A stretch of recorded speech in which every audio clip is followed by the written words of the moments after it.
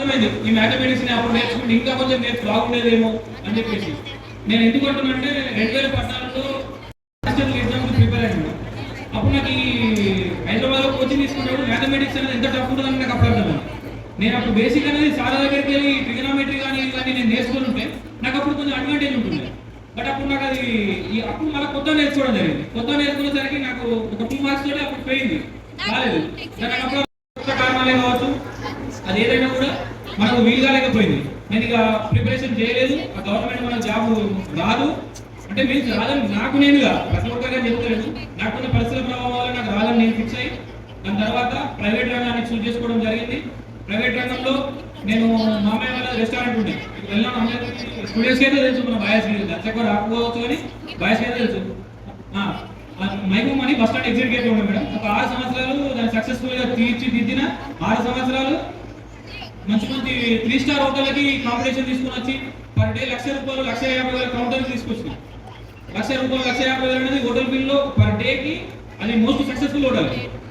అంత తీసుకొచ్చిన తర్వాత కొంచెం నాకు ఇంటికాడ పరిస్థితుల ప్రభావం, అమ్మ నాన్న ఏజ్ పరంగా కావచ్చు, ఇంకేదో పరంగా కావచ్చు, నాకున్న వ్యక్తిగత పర్సనల్ ప్రభావం వల్ల అందులో బంద్ చేయడం జరిగింది. తర్వాత ఒకటి ఎండోమెంట్లో అవుట్సోర్సింగ్ జాబ్ జాయిన్ అవ్వడం జరిగింది. ఇప్పుడు ప్రజెంట్ అదే కంటిన్యూ చేస్తున్నాను. అందులో ఏంటంటే ఇక్కడ ఏపీలో ఉంటుంది అది నా డ్యూటీ. మంత్లీ ఒక 15 డేస్ ఉంటుంది, లేదంటే 10 డేస్ ఉంటుంది ఒక్కొక్క మంత్. నేను 10 డేస్ అక్కడికి వెళ్ళడం జరుగుతుంది, డ్యూటీ చేసుకోవడం జరుగుతుంది, మళ్ళీ యథావిధిగా ఇంటికి రావడం జరుగుతుంది. అంటే నాకున్న కొద్దిపాటి వ్యవసాయం దాన్ని నేను చూసుకోవడం జరుగుతుంది. నాన్నకు సేదోడు వాదోడుగా అది మంచిది అని నేను అనుకుంటున్నా. ఎందుకు అని అంటే నా తల్లిదండ్రులకు నేను ఒక సక్సెస్ఫుల్గా అవునో కాదో వాళ్ళ ఉద్దేశంలో నేను ఎప్పుడు అడగలేదు. కానీ నా వంతుగా మా తల్లి కష్టపడుతుంటే మాత్రం ఏనాడు కూడా నేను చూడలేకపోయాను.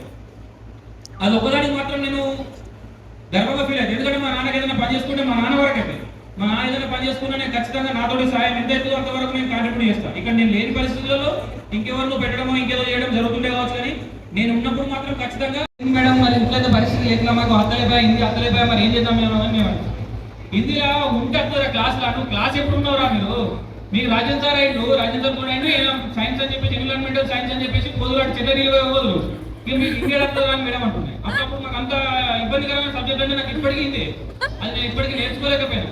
మాట్లాడడం మాత్రం మన రియల్ లైఫ్లో రెగ్యులర్ లైఫ్లో అక్కడిక్కడ వింటూ ఉంటే అది వస్తున్నది, కానీ రాయడం మాత్రం నాకు ఇప్పటికీ రాలేకపోయింది. ఇంకా మంచి మంచి జ్ఞాపకాలు ఉన్నాయి మా క్లాస్లో. ఇప్పుడు చిన్నప్పుడు మనం ఈ హెవీ స్ట్రెంత్ వల్ల నేను చాలా వరకు మనోహరెడ్డి సార్కి నాకు పర్సనల్ అంటే చిన్నప్పటి నుంచి సార్ని చూసిన మా ఫ్యామిలీ కానీ 2 అక్కలు ఉండే. 2 అక్కలతో కూడా వాళ్ళ ఫ్యామిలీగా లక్ష్మారెడ్డి సార్ అయినా ఈ మనోహరెడ్డి సార్ అయినా ఇద్దరు ఫ్యామిలీతో ఎక్కువ అటాచ్మెంట్ ఉంటుండే.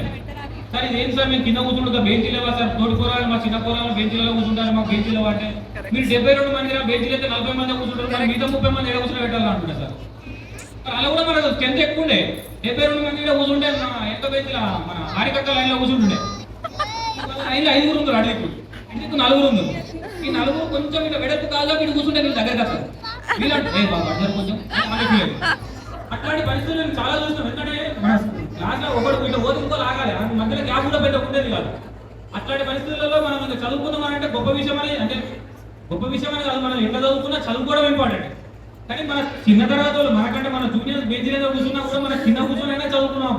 అప్పుడు ఆ డెడికేషన్ అట్లా ఉండే. ఇప్పుడు కింద కూర్చుంటా కుర్చీలు అలాగా అంటే మారుతున్న సమాజం, మారుతున్న రియల్ లైఫ్, మన వ్యక్తిగత ఆరోగ్య పరిస్థితులు కావచ్చు, ఇంకేమో కావచ్చు, మనం అలవాటు పడిపోయింది కుర్చీలలో. అప్పుడు చిన్నప్పుడు చదువుకునేది, చిన్నప్పుడు మన తాతలు వీధి దీపాల కింద చదువుకున్నారు, మేము కూడా కింద కూర్చొని చదువుకున్నాం అని మనం చెప్పుకోవడానికి మాత్రమే మిగిలిపోయింది. కింద కూర్చొని చదువుకున్నాం. 2 క్లాస్ రూమ్లలో ప్రతి ఒక్క చిన్న చిన్న సన్నివేశాలు. వెనక మీరు అన్నట్టు మన మిత్రుడు శేఖర్ రెడ్డి మనకు ఒక స్పెషల్ లాగ్ ఉంటుండే. అది సౌండ్ రాదు, సౌండ్ అనేది లైట్ వస్తుంది అది, కానీ లాఫ్ అనేది ఎక్కువ వస్తుంది.